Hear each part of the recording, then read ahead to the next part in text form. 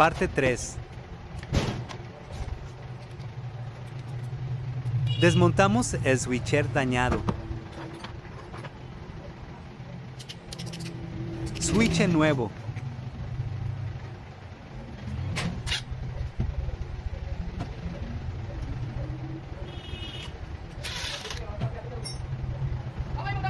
Empezamos a instalar el switch nuevo.